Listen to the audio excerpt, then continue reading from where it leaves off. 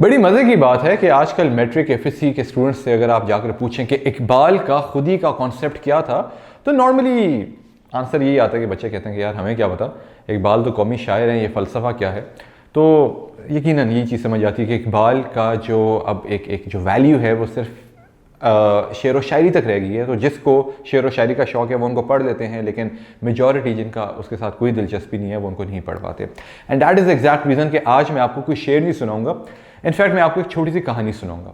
कहानी एक लड़की की जिसका नाम है सायरा, बलूचिस्तान के एक छोटे से गाँव से जिसका ताल्लुक़ है, जिसका नाम है खुजदार। खुजदार के हालात कुछ इस तरह के हैं कि वहाँ पर जो है बिजली के भी मसले हैं, वहाँ पानी के भी मसले हैं, वहाँ पर अच्छी फैसिलिटीज़ के मसले हैं, इंटरनेट के भी मसले हैं। वहाँ पर एजुकेशन के अगर हालात की बात की जाए तो सायरा जिस स्कूल के अंदर जाती है वहाँ पर टाट के ऊपर बच्चे बैठ के पढ़ रहे होते हैं।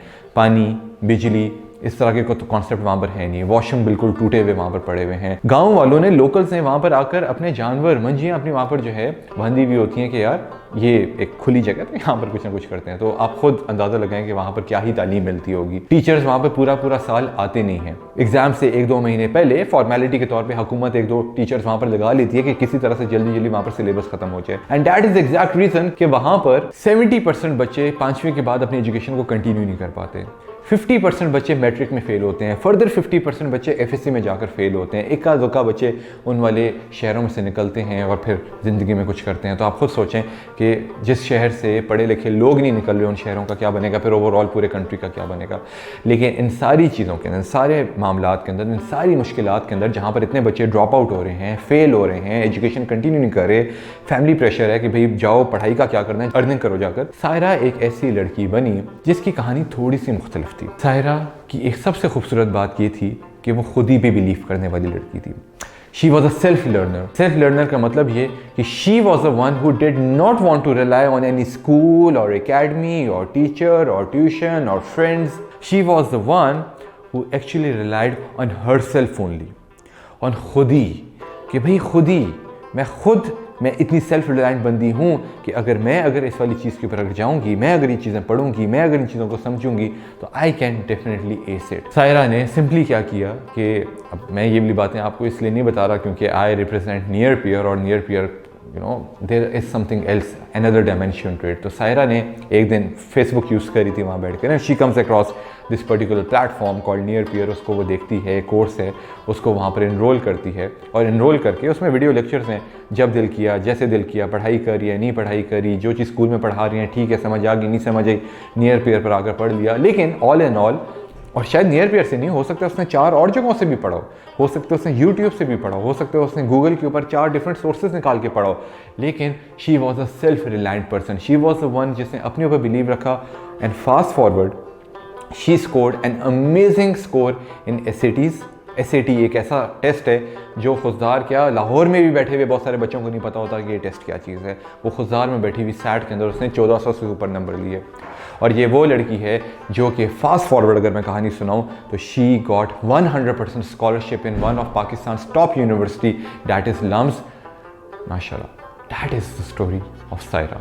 वो ऐसे बच्चों में से हो सकती थी जो ड्रॉप आउट हो जाते, but no, she relied on her self. और इकबाल यही कॉन्सेप्ट जो है वो प्रोपागेट करते करते इस दुनिया को छोड़ गए, जहाँ पर वो ये बोलते रहे कि भाई अपने ऊपर रिलाई करो, खुद ही पर रिलाई करो, अपनी, देखो यही कॉन्सेप्ट था ना इकबाल का शेर, खुद ही को कर बुलंद इतना। भाई सायरा ने अपने आप को बुलंद किया इतना कि खुदा ने उससे खुद पूछा कि बता बच्चे तेरी तकदीर क्या है, कि बता क्या चाहिए तुझे, क्या तेरी रज़ा क्या है। ठीक है, That is what I want each and every child in Pakistan to believe in. Pakistan में इस टाइम पे पूरे मुल्क के अगर आप स्टैट्स उठाकर देखें, 50% बच्चे आपके फेल हो रहे हैं मैट्रिक में, 50% एफएससी में फेल। मैट्रिक क्या चीज़ है, एफएससी क्या चीज़ है, आसान से इम्तिहान है, उसमें भी आधे बच्चे फेल हो रहे हैं। और फेल होने की डेफिनेशन क्या है कि 33% नंबर उनके, मतलब हमारे मुल्क में आधे बच्चे मैट्रिक और एफएससी में 33% नंबर तक नहीं लेकर आ रहे। 70% बच्चे 5वीं के बाद एजुकेशन कंटिन्यू करें क्योंकि बाप कह रहे हैं जाकर रेडी पे बैठ जाओ, दुकान पर जाकर बैठ जाओ। एजुकेशन की कोई वैल्यू नहीं। जब एजुकेशन को वैल्यू हम नहीं करेंगे, कहाँ से हमारा कंट्री ऊपर जाएगा, कहाँ से हमारा human capital, GDP per capita, कहाँ से हम अपनी एक्सपोर्ट्स बढ़ाएंगे, हम लोग अच्छे उम्दा लोग बनाएंगे जो कि उम्दा किस्म की कंपनीज बनाएं, उम्दा किस्म की टेक्नोलॉजी बनाएं, साइंसदान बनाएं, डॉक्टर्स बनाएं। नहीं, हमारे मुल्क का तो ये आलम है कि बच्चे जो कि पढ़ लेते हैं और उनको एंट्री टेस्ट देना होता है, एंट्री टेस्ट के लिए भी भाई फेल हो रहे हैं। क्यों फेल हो रहे हैं? कभी एकेडमी के पीछे भागना है, कभी स्कूल के पीछे भागना है, कभी टीचरों के पीछे भागना है, ये किताब वो किताब, क्या इससे हेल्प ले ली, ये क्या है? खुद अपना कॉन्सेप्ट क्लियर, खुद किताब खोलो, खुद पढ़ाई करो। And that is the reason why we started near peer.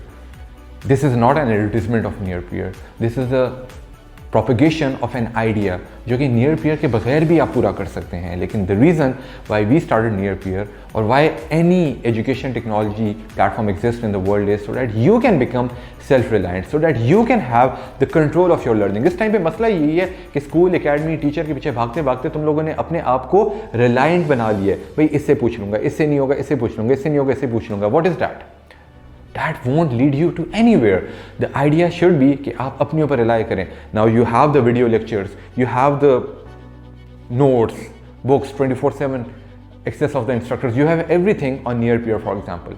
अब आप अपने लिए डिफाइन करें कि यार आपको अपनी एजुकेशन का जब कंट्रोल अपने हाथ में लेना है तो आप अपने लिए डिफाइन करें what to learn, when to learn, where to learn, how to learn, how much to learn, how fast to learn. सुबह पढ़ना है, शाम पढ़ना है, दिन को पढ़ना है, रात को पढ़ना है, रास्ते में पढ़ना है, स्कूल में पढ़ना है या पप्पो के घर पे पढ़ना है, बेड में पढ़ना है या टेबल पे पढ़ना है, ड्राइंग रूम में पढ़ना है, 10 मिनट के लिए पढ़ना है, 1 घंटे के लिए पढ़ना है, नोट्स बना बना के पढ़ना है, एक चीज़ को 10 बार रिपीट करना है। आप अपने हाथ में कंट्रोल है एजुकेशन का। That should be the idea.